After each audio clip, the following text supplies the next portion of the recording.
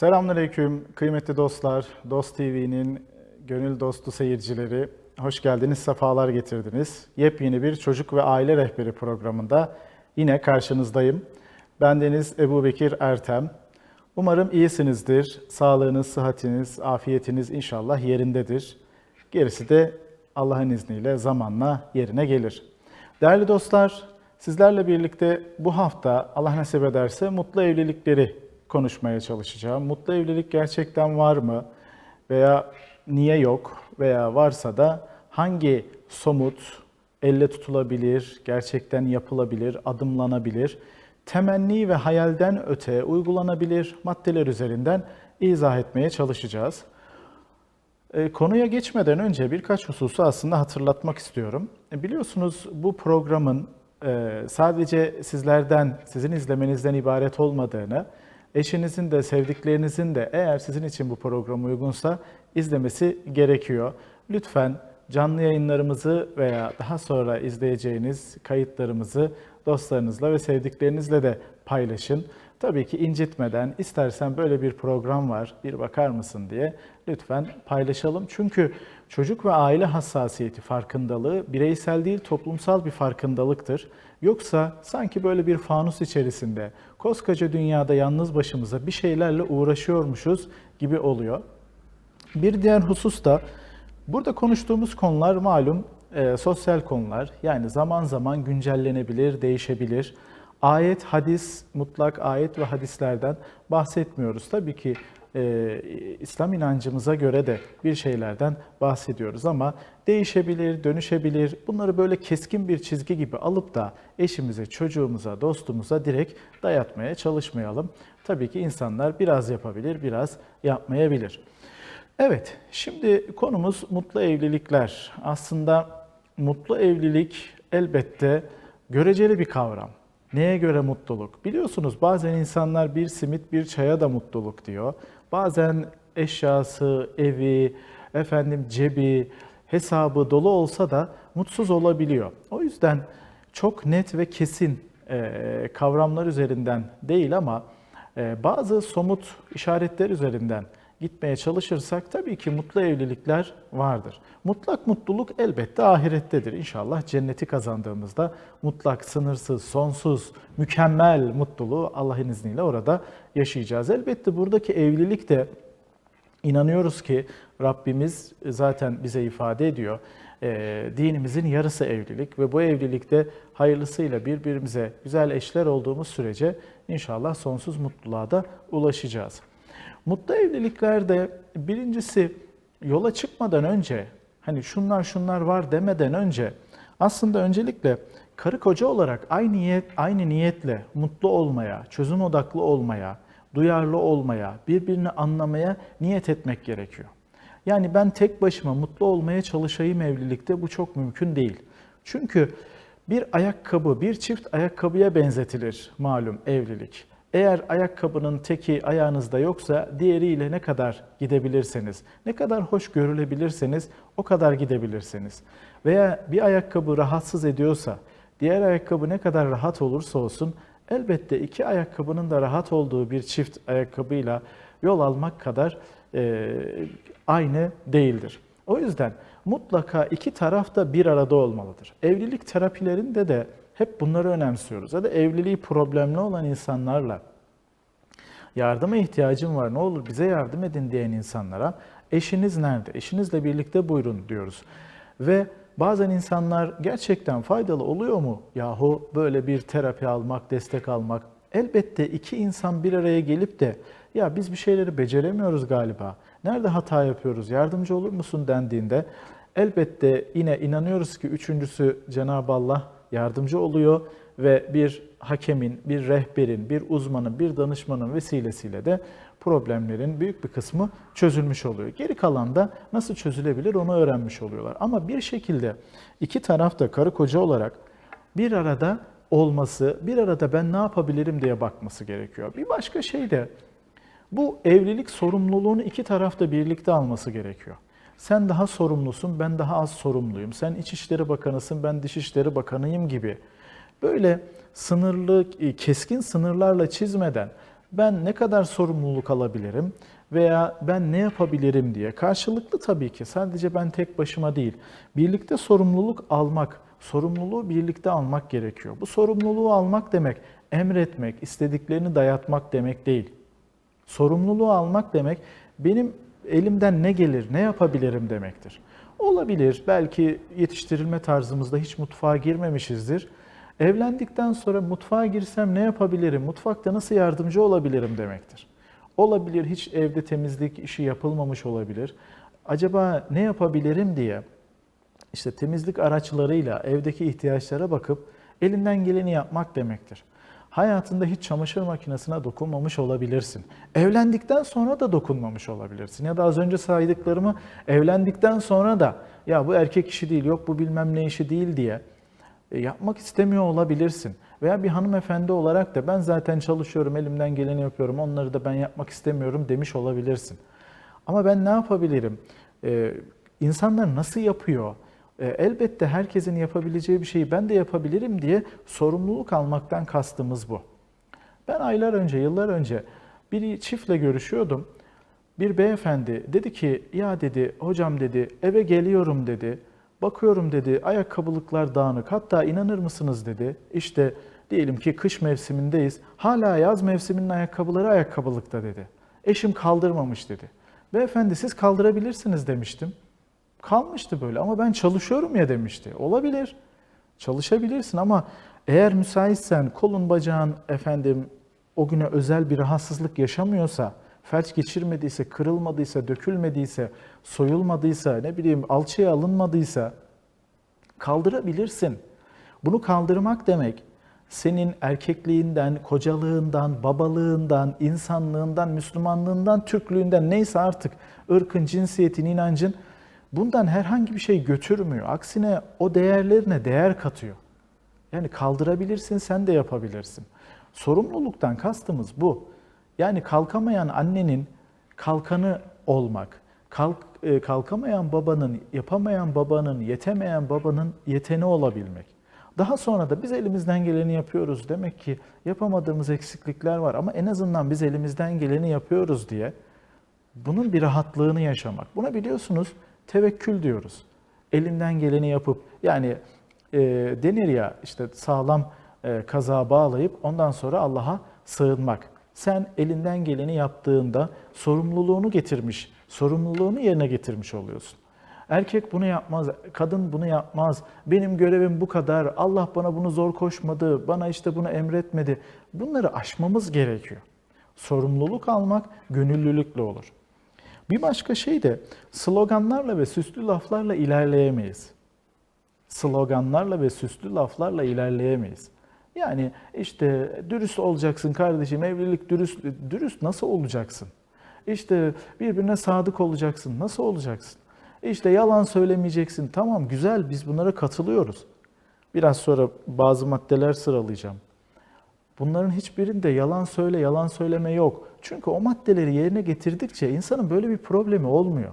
Bağımlılıktı, aldatmaydı, yalan söylemekti, eşini, evini, çoluğun çocuğunu muhtaç etmekti, efendim birbirine karşı saygısızca davranmaktı. Bunlar olmuyor.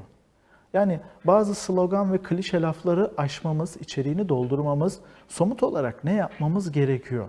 Buna bakmamız gerekiyor.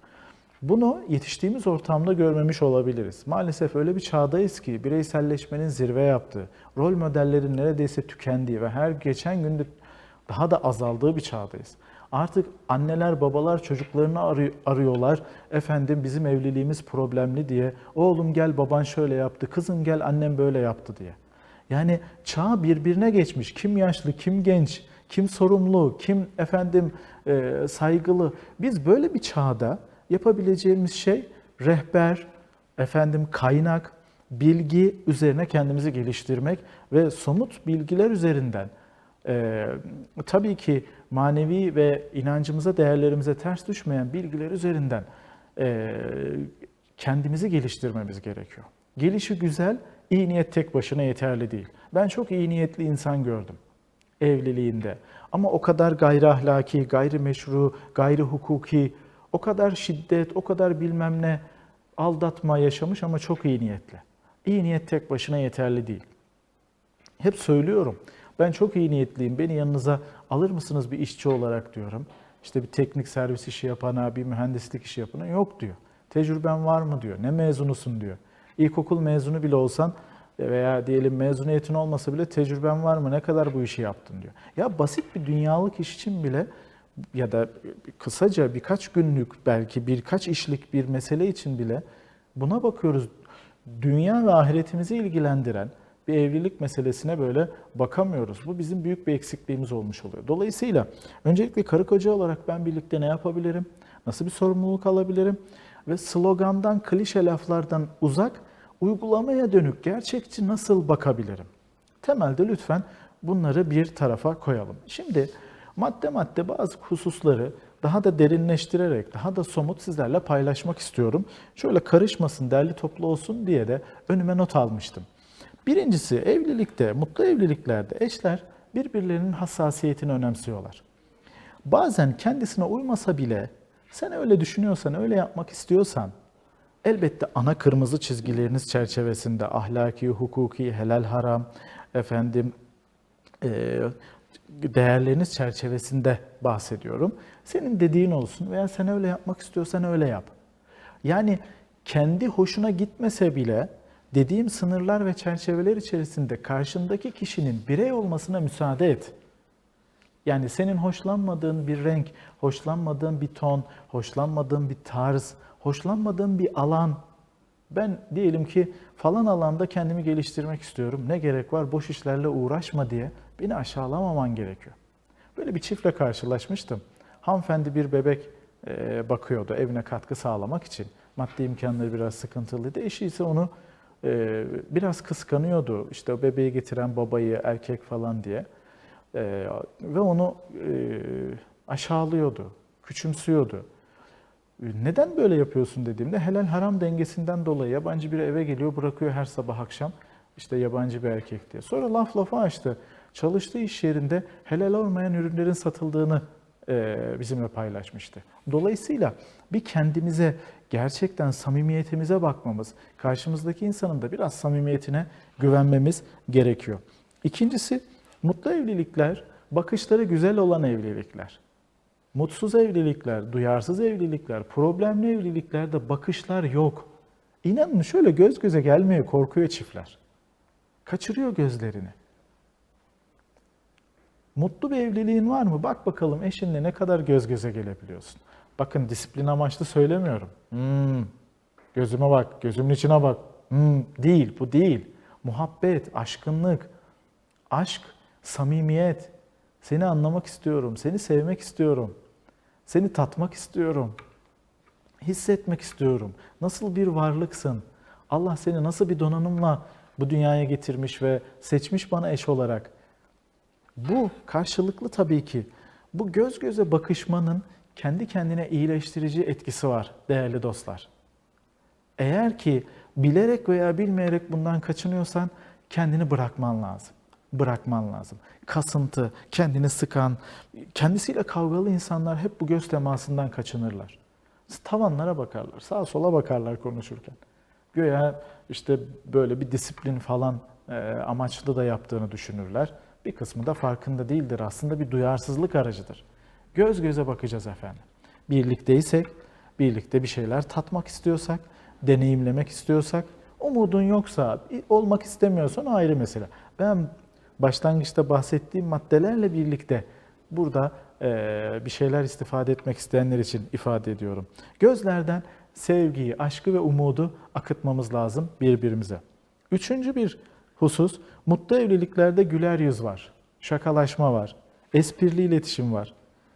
Birbirinin şakasının altında bir şey aramak değil, birbirinin şakasını böyle art niyetli aramak değil de o şakayı tabii ki karşı taraf da yorucu bir şakayla, aşağılayıcı bir şakayla değil.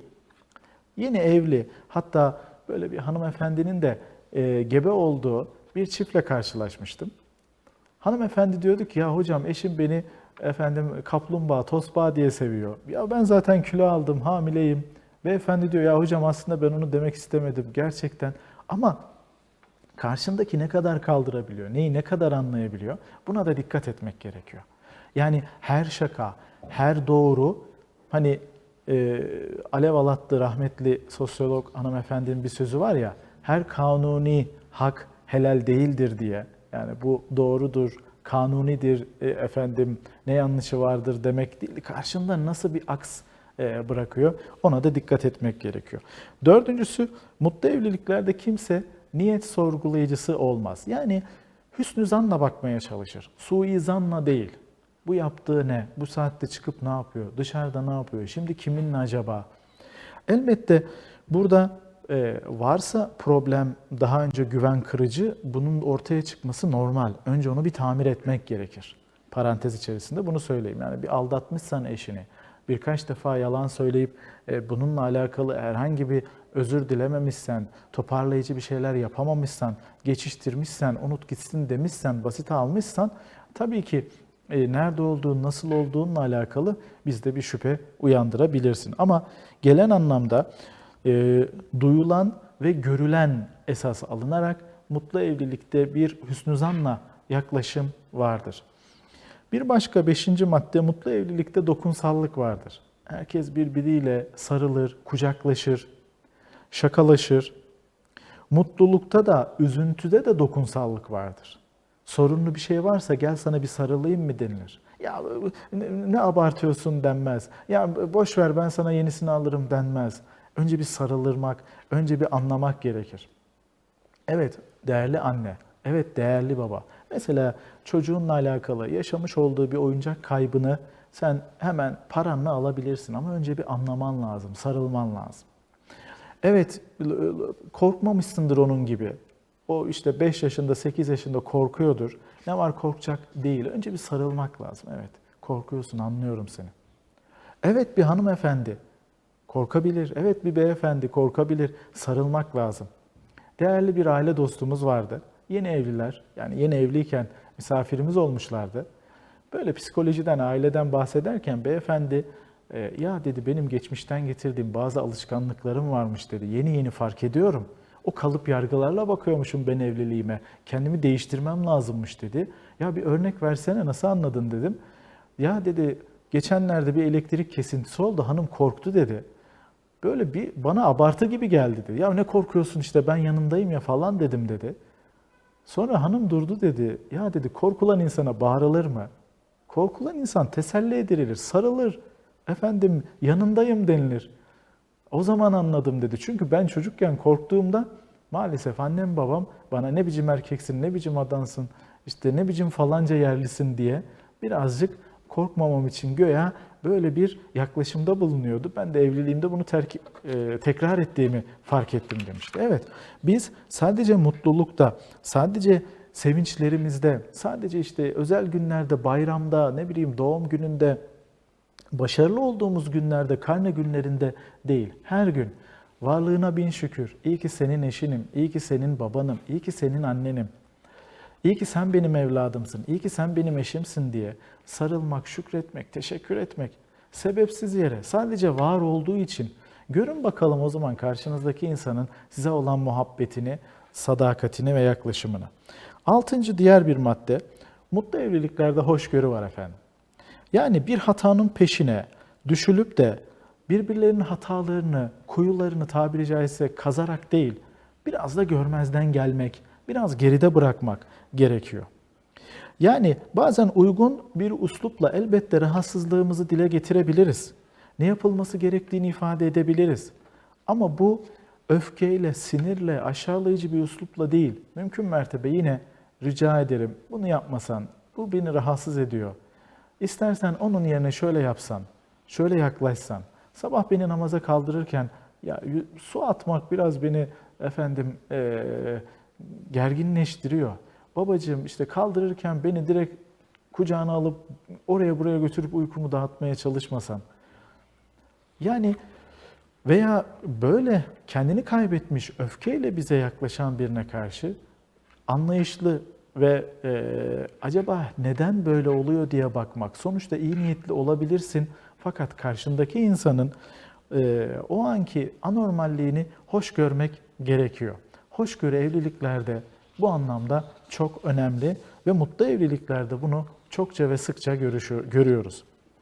Bir başka şey, mutlu evliliklerde özlem var efendim. Özler insan eşini. Evet, o gün içerisinde özler. Ya 2 saat oluyor, evden çıkıyor, mesaj atıyor, nasılsın, seni özledim. Ya 2 saat olmuş hocam diyor. Evet, mutlu evliliklerde böyle bir şey vardır. İnsan birbirini 2 saat de geçse, 5 saat de geçse, bir gün de geçse efendim özler. Ve birbirlerini haberdar ederler. Neredesin, ne yapıyorsun, müsaitsen bana kendinden biraz bahseder misin? Şöyle bir resim çekip gönderir misin? Bazen böyle sosyal medyada paylaşıyorum. En son eşinize ne zaman kendi resminizi gönderdiniz? Gün içerisinde işteyken seni özledim, iyi ki seninleyim, iyi ki benimlesin diye. Mutlu evliliklerde bu çok fazlasıyla var. Var efendim.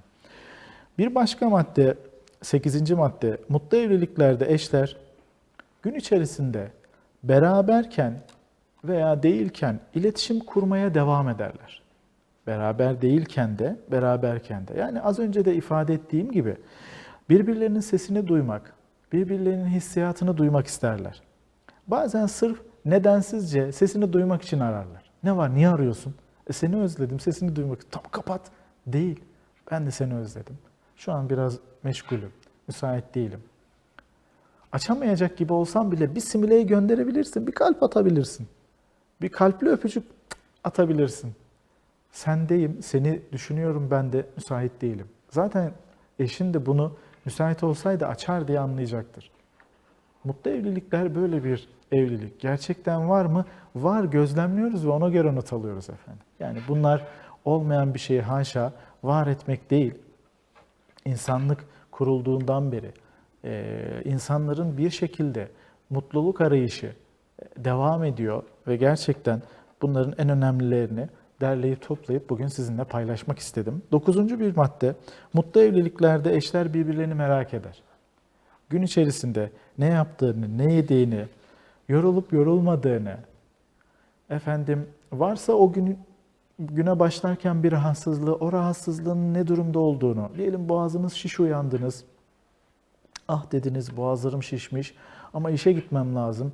Eşin 2 saat sonra mesaj atabilir. Boğazların şişti, sıcak bir şey içtin mi, sıcak bir çay içtin mi, nasılsın, ateşin çıktı mı? Bunlar mutlu evlilik. Yani sadece küçük bir çocuğu sorgulamak, sormak değil. Bazen böyle çalışan hanımefendiler var. İşte çocuklarını bir bakıcıya teslim ettiklerinde, daha önce benim de kamuda çalıştığım dönemde şahit oluyordum böyle. İşte akşam hastaydı, ne yaptı, işte sizi yordu mu veya işte yemeğini yiyebildi mi diye. Çiftler de birbirlerini böyle sorabilirler efendim. 10. madde, mutlu evliliklerde şiddet yoktur. Evet, bir problem olabilir, öfkeleneceğimiz bir durum ortaya çıkabilir. Her zaman işler böyle olumlu gitmez, böyle pozitif anlattığım gibi gitmez. İnsan bir şeylerde anlaşamayabilir.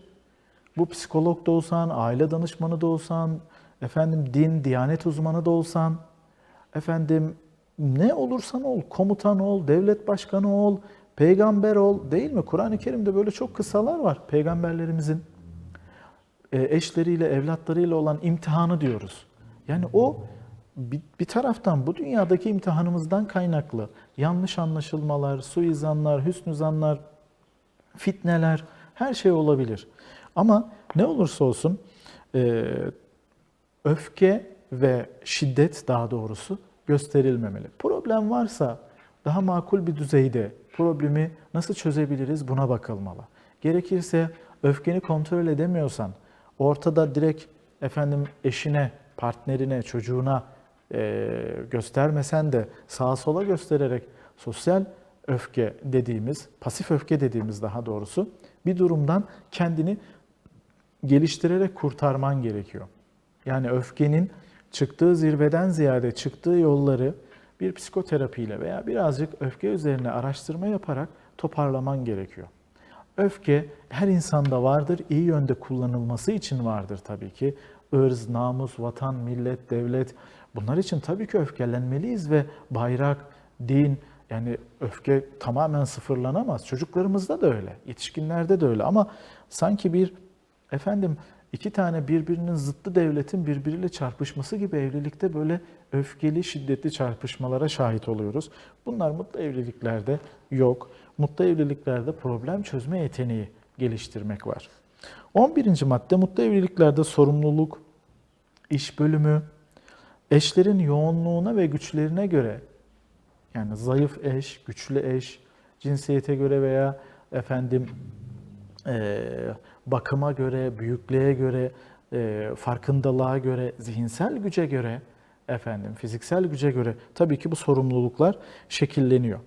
Geleneksel rollerimiz var. Erkek dediğin şöyle olur, kadın dediğin böyle olur. Bunlar keskin değil.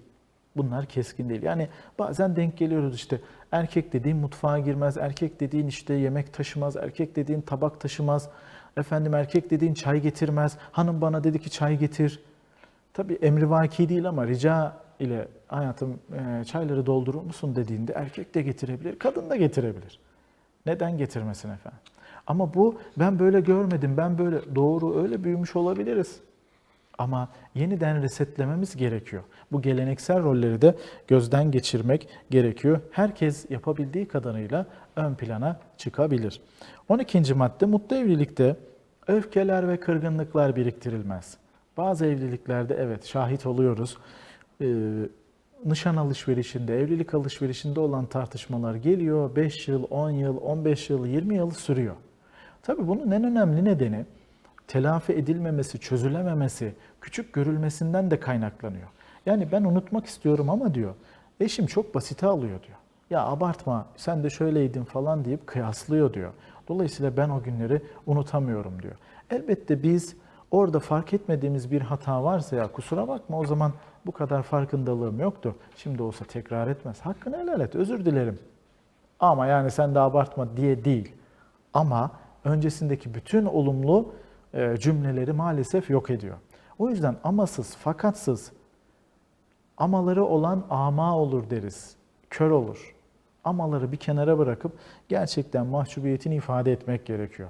Bencilliğe ve narsistliğe düşmemişsen eğer, çünkü bencil ve narsist insanların amaları çok oluyor. İlla bir şekilde getirip kendine haklı gösteriyor.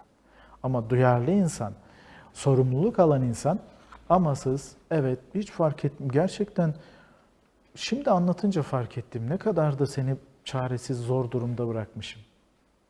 Sana bir sarılabilir miyim? Özür dilerim, hakkını helal et. Ama değil. Ama değil. Tabii ki gerçek bir samimi özrü de diğer tarafın kabul edip affedici olması, hatasını ve özrünü kabul etmesi gerekiyor. 13. madde mutlu evliliklerde hata yapan özür diler, hata yapan gönül alma konusunda çaba gösterir. Eşlerden birbirinin samimiyetinden dolayı hatalarına karşı bu affedici, bu çabasını affetmesini bekleriz. Onun da tamam kabul ediyorum demesini bekleriz. Ama öyle sorular geliyor ki bazen. Hocam diyor yani eşim hata yapıyor, anlamıyor hatasını. Sonra ben gidiyorum her şeye rağmen ben özür diliyorum ki geride kalsın diyor. Ve bir süre sonra bu çok yorucu oluyor. Yani sen bana diyelim söz verdin, sözünü tutmadın. Birlikte yemek yiyecektik, yiyemedik. İşte bir yere gidecektik, vazgeçtin. İnsanların ortasında beni eleştirdin. Ben sana kendimi ifade ettim.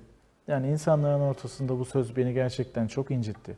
Rica ederim bu konuyu konuşmak istediğinde bir mutfak diyebilirsin. Bir içeri geçebilir miyiz diye bana seslenebilirsin. Veya beni koridora davet edip orada baş başa aniden orada uyarman gerekiyorsa uyarabilirsin diye orada insan bunu söylediğinde ya özür dilerim, çok özür dilerim, ben böyle düşünmemiştim, hakkını helal et.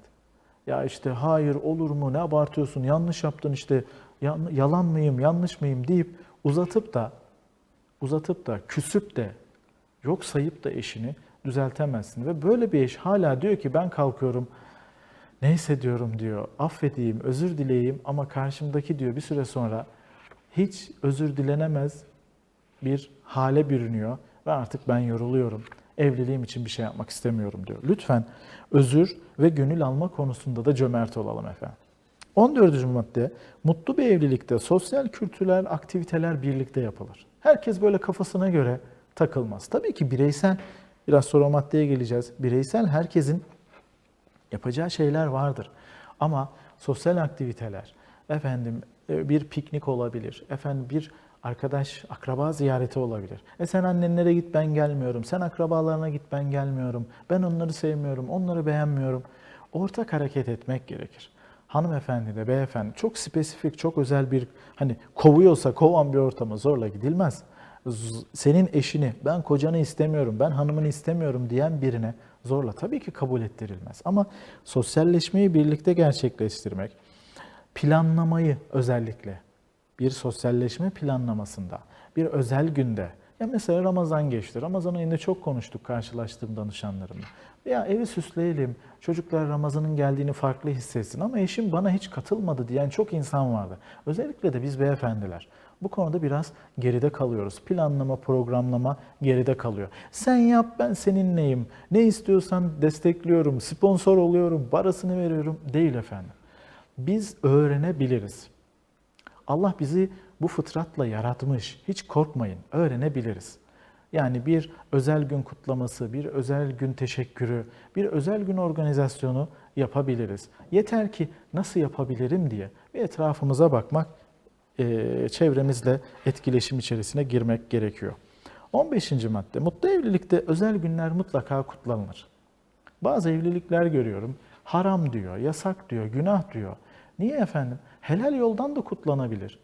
Şükredilebilir, teşekkür edilebilir. Tabii ki gayrimüslimlerin yaptıklarının taklidini yapmaktan bahsetmiyorum. Haram olan yollardan bahsetmiyorum, israf olan yollardan bahsetmiyorum. Ama bir insan bir insanla evlendiği günü niye hatırlamasın? Bir insan bir insanın doğumunu niye kutlamasın? Niye iyi ki varsın demesin? Bir insan çocuğuna niye iyi ki varsın demesin? Niye özel bir an yaşanmışsa evlilik yolculuğunda o anı niye hatırlamasın? Çok şükür iyi ki o adımı attık niye demesin? 2 yıl oldu Umre'ye gideli. Allah'ım tekrarını nasip etsin diye niye hatırlamasın? 5 yıl oldu evleneli, 7 yıl oldu evleneli. Elhamdülillah çok şükür. İyi ki varsın. Bugün özel olarak şunu yapalım mı diye. Niye yapmasın? Helal, temiz, ahlaki ölçüde, değerlerine uygun bir ölçüde tabii ki hatırlanabilir, kutlanabilir. Bunu da ben çoğu evliliklerde, yine problemli evliliklerde tabii ki bir problem olarak tek başına buradan bir yıkılma, evliliğin yok olmasından bahsetmiyorum. Bunların hepsi birbirine bağlı şeyler. Mutluluğu arttıran, mutluluğu sürdürülebilir hale getiren küçük noktalardan birisi. Ama tabii ki belli bir kalıp, belli bir zorundalık üzerine sıkıştırmadan bunları arttırmak. Hatta mümkünse bu hatırlanacak günlerin sayısını çoğaltmak gerekiyor. Çoğaltmak gerekiyor. Yani kendi kendinize hatırlayacağınız mutlu günler icat etmeniz gerekiyor. Mutlu, birlikte ortak yaptığınız şeyleri hatırlamanız gerekiyor. Kutlamalar yapmanız gerekiyor. Makarna kutlaması olabilir, pilav kutlaması olabilir, evde kendinizin yapacağı, lahmacun kutlaması olabilir, neyse artık börek çörek kutlaması olabilir. İkincisi, beşincisi, onuncusu olabilir. Bugün 9. lahmacun yeme günü, evet biz 9 yıldır 9. defa yapıyoruz, 5 yıldır 4. defa yapıyoruz diye birbirimize bunları arttırmamız lazım. Bunlar muhabbeti arttıran şeyler diye, vesileler diye düşünüyoruz. 16.sı mutlu evliliklerde iltifat ve övgü çok sık kullanılır. Bazen bakıyorum insanlar şımartma diye kısıtlıyorlar. Hayır efendim şımartın. Zararı yok. Muhabbeti arttırır. Birbirine iyiliği, güzeli, iltifatı her gün ben karşılaştığım danışanlarıma söylüyorum. Her gün birbirinize övecek, iltifat edecek bir şey bulun, bir şey söyleyin. Abartarak değil elbette. Ya eşarbına bir iltifat edebilirsin, kıyafetine iltifat edebilirsin, saçına, gözüne, burnuna, çorabına. İnsan sevdiğinin her anı, her detayı iltifat edilesi detaydır. Bunları birbirimizden esirgemeyelim. Hatırlatalım birbirimize. Şükür, hamd vesilesi, çünkü bu dönemde evli kalabilmek, evliliği sürdürebilmek hiç kolay değil, öyle değil mi? Sizin gibi ben de zaman zaman ne kadar zor, Allah'ım yardım et diye ben de bütün vesilelere başvurduktan sonra Rabbime sığınıyorum, dua ediyorum. Birbirimize hiç burada böyle çok bilmişlik pozları tabii ki satmıyoruz, satmamalıyız. Evet, bir başka 17. madde, mutlu evliliklerde eşler sadece anne baba olarak var olmaz. Aynı zamanda birbirlerinin eşidirler. Çocukları olduğunda da birbirimizin eşiyiz. Biz evliyiz ama aynı zamanda eşiz. Varsa tanıdık, güvenilir birileri, çocuklarımızı belli aydan, belli yaştan sonra hazır bulunuşluğuna göre bakarız. Bazen bir yaş çocuk da bir güvenilir birine bırakılabilir. Bazen 3 yaşına kadar biraz çocuk kaygılıdır, bırakılamayabilir. Ama haftalık en az 45 dakika, bilemediniz 15 günde bir 45 dakika, bir çay kahve içme vesilesi ile bir oturup sohbet edebilmek gerekiyor. Evde olanlarla birlikte aynı zamanda da dışarıda yapabilirsek, böyle varsa dostumuz, akrabamız, çevremizde, merak etmeyin, o 45 dakikada, 1 saatte, 2 saatte çocuk elden kaymaz. Veya herhangi bir kötü alışkanlığı da Allah'ın izniyle bulaşmaz. Birbirimizi de görmemiz lazım. Çünkü evlilik problemlerinde hocam çocuk olduktan sonra bizim hanım beni unuttu. Hocam çocuk olduktan sonra kocam benden uzaklaştı diyen çok insan var. Birbirimize yakınlaşmamız gerekiyor. Yine 18. madde, mutlu evlilik doğal yoldan elde edilmez. Yani haşa yoktan var olmaz. Mutlu evlilik için çaba gösterilir. Kendi kendine bir mutlu evlilik beklentisi olmaz. Bir yatırım yapmak gerekir, 2 çaba göstermek gerekir. Çünkü 2 taraf da isteyip çabaladıktan sonra ortaya çıkan bir şeydir mutlu evlilik. Ya biz işte bakalım ileride Allah ne gösterir? Tabii ki kurban olduğum Rabbimin de bir bildiği var. Fakat sen sebepler aleminde bir irade ortaya koyman lazım. Bu irade de senin çaban ve mutlu evlilik için yatırımındır. Biraz sonra yine devam edeceğiz. Evet efendim, mutlu evliliğin sırlarını konuşmaya çalışıyorduk. Aslında çok sırdan ziyade ortada var olan ama üzerimize bazen alamadığımız sınırları konuşmaya çalışıyorduk. En son 18. maddeyi sizlerle paylaşmıştım. O da mutlu evlilik doğal yoldan kendi başına ortaya çıkmaz. Mutlaka bir çaba, bir yatırım yapmak gerekir. Bir şey izlemek, bir şey okumak, bir şeyler hakkında fedakarlık yapmak, bazen de yapmamak gerekir. Yani hatalı bir durum varsa, hatalı bir alışkanlık varsa yapmamak gerekir demiştik. Şimdi 2 tane çok önemli madde var. Özellikle danışmanlıklarımda bununla alakalı çok olumsuz, çok sıkıntılı süreçlere şahitlik ediyorum. Bunlardan bir tanesi 19. Mutlu evlilikte cinselliğin yaşanması. Maalesef mutsuz evliliklerde cinsellik ya yok ya zoraki mecburiyetten var. Aslında cinsellik 2 tarafın da onayıyla yaşanan, 2 tarafın da birbirini tatmin ettiği bir süreçtir. Ama maalesef biz mutsuz evliliklerde ya olmadığını, odanın, yatağın vesaire ayrıldığını ya da bir şekilde birbirlerine koz olarak kullanıldığına şahit oluyoruz. Ve dolayısıyla ortada bir birliktelik var, bir yaşama çabası içerisinde olan, aynı evi paylaşan bir çift var. Ama neredeyse uzun zaman içerisinde doğru düzgün bir cinsel birlikteliğin yaşanmadığını görüyoruz. Bu çok mu önemli? Olmazsa olmaz mı? Evet efendim, olmazsa olmaz. Bu bizim için, çiftler için en önemli, dikkat edilmesi gereken hassasiyetlerden birisi. Ve tek taraflı da değil. 2 taraflı, karşılıklı bir paylaşım ürünü olduğunu bilmemiz, bu konuyla alakalı sıkıntımız varsa, bu konuya özel araştırmamız ve gerekirse bu konuda sorunlar, problemler varsa gerek tıbbi olarak gerek psikolojik olarak destek almamız gerekir. Çünkü bu sorun devam ettikçe, biriktikçe maalesef çok farklı hatalara veya evlilik yıkımlarına neden oluyor. Kadını veya erkeği yok. Herkesin bu noktada çok önemli ihtiyacı var ve bu karşılanması gerekiyor. Son madde, 20. madde ise manevi yaşam. Ya o kadar şey saydın da ilk başta niye bunu saymadın? Sebepler aleminde bir şeyleri yaptıktan sonra ancak manevi yaşam da hayırlısıyla, güzellikleriyle ortaya çıkıyor. Yani sebepler aleminde atmamız gereken adımları attıktan sonra da evlilikteki manevi yaşama, elimizden geldiğince takvalı yaşama daha büyük hassasiyet gösterebiliyoruz. Nedir bu? Helaller, haramlar.